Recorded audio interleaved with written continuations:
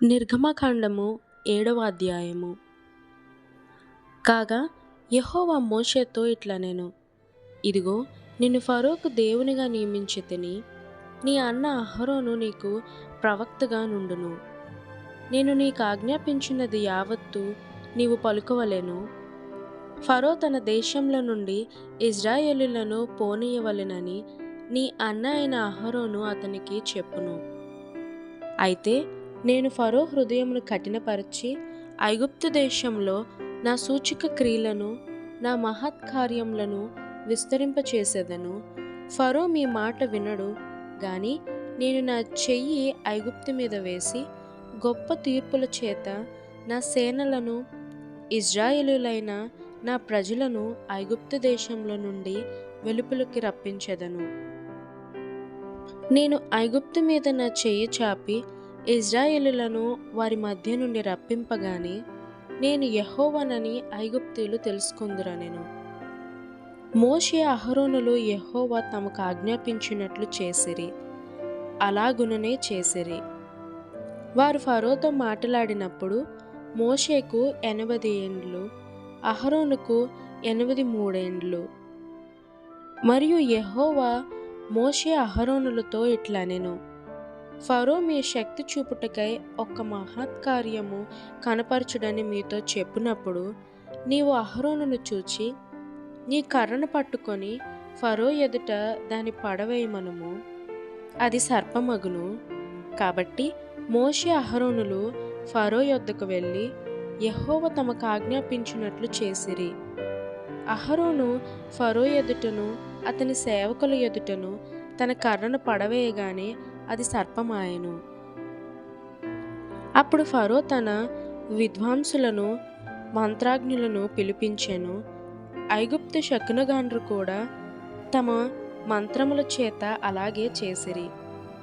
వారిలో ప్రతివాడును తన కర్రను పడవేసినప్పుడు అది సర్పమాయెను గాని అహరోను కర్ర వారి కర్రలను మృంగివేయగా, యెహోవా చెప్పినట్టు ఫరో హృదయము కఠినమాయెను గనుక అతడు వారి మాట వినకపోయెను.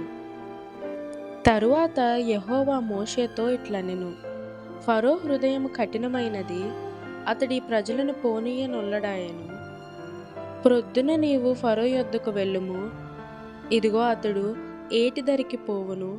నీవు అతనిని ఎదుర్కొనుటకు ఏటి ఒడ్డున నిలిచి పాముగా చేయబడిన కర్రను చేతపట్టుకొని అతని చూచి, అరణ్యమందు నన్ను సేవించుటకై నా ప్రజలను పోనిమ్మని ఆజ్ఞాపించుటకుగాను హెబ్రీయుల దేవుడైన యెహోవా నన్ను నీ యొద్దకు పంపెను.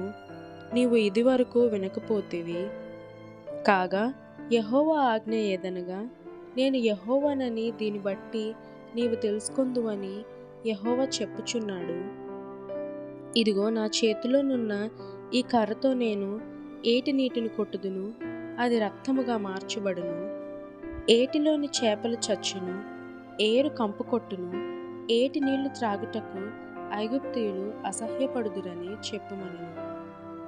మరియు యెహోవా మోషేతో ఇట్లనెను, నీవు అహరోనుతో నీ కర్రను పట్టుకొని ఐగుప్తు జలముల మీద, అనగా వారి నదుల మీదను, వారి కాలువల మీదను, వారి చెరువుల మీదను, వారి నీటి గుంటలన్నిటి మీదను నీ చెయ్యి చాపము, అవి రక్తమగును. ఐగుప్తు దేశం అంతటను మ్రాను పాత్రలలోను రాతి పాత్రలలోను రక్తము ఉండునని అతనితో చెప్పుమనెను. యెహోవా ఆజ్ఞాపించినట్లు మోషే అహరోనులు చేసిరి. అతడు ఫరో ఎదుటను అతని సేవకుల ఎదుటను తన కర్రను పైకెత్తి ఏటి నీళ్లను కొట్టగా ఏటి నీళ్లన్నయూ రక్తముగా మార్చబడెను. ఏటిలోని చేపలు చచ్చెను, ఏరు కంపు కొట్టెను. ఐగుప్తీయులు ఏటి నీళ్లు త్రాగలేకపోయిరి. ఐగుప్తు దేశమందంతటా రక్తముండెను. ఐగుప్తు శకునగాండ్రు కూడా తమ మంత్రముల వలన అట్లు చేయగా యెహోవా చెప్పినట్టు ఫరో హృదయము కఠినమాయెను. అతడు మోషే అహరోనుల మాట వినకపోయెను. జరిగిన దానిని మనస్సును పెట్టక ఫరో తిరిగి తన ఇంటికి వెళ్ళెను. అయితే ఐగుప్తీయులందరూ ఏటి నీళ్లు త్రాగలేక త్రాగునీళ్లు కొరకు ఏటి ప్రక్కలను తవ్విరి.